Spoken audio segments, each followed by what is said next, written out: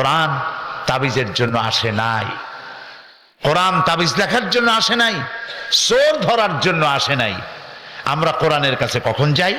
মসজিদের ইমাম সাহেব, মৌলানা সাহেবের কাছে যাই, হুজুর আমার তো বউয়ের স্বর্ণের চেন চুরি হয়ে গেছে, একটু চাউল পোড়া দেন। বিশ্বাস করুন, চাউল পোড়া দিয়া যদি চোর ধরা যেত, অন্তত মুসলিম রাষ্ট্রগুলিতে পুলিশের চাকরি থাকতো না। সমস্ত মুসলিম দেশের থানাগুলিতে চাকরি হতো মৌলভী সাহেবদের। সেখানে বস্তায় বস্তায় চাউল দিয়ে বলা হতো, আপনারা চাউল পড়বেন আর চোর ধরবেন। প্রিয় ভাই সব, জেন তাড়াবার জন্য আর চাউল পড়ে চোর ধরার জন্য কোরআন আসে নাই।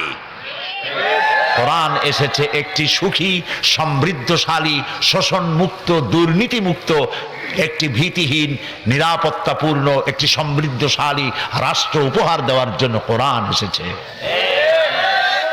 কোরআন শরীফ চোর ধরতে আসে নাই, চুরি বন্ধ করতে এসেছে। কোরআন ডাকাত ধরতে আসে নাই, ডাকাতি বন্ধ করতে এসেছে। কোরআন খুনিকে ধরতে আসে নাই, কোরআন অবৈধ রক্তপাতকে বন্ধ করে দেওয়ার জন্য এসেছে। কোরআন স্বৈরাচারকে ধরার জন্য আসে নাই, স্বৈরাচারের কালো হাতকে চিরকালের জন্য অবশ করে দেওয়ার জন্য কোরআন এসেছে। এটি হচ্ছে সেই কোরআন। দুর্ভাগ্য, সেই কোরআন বুঝি না।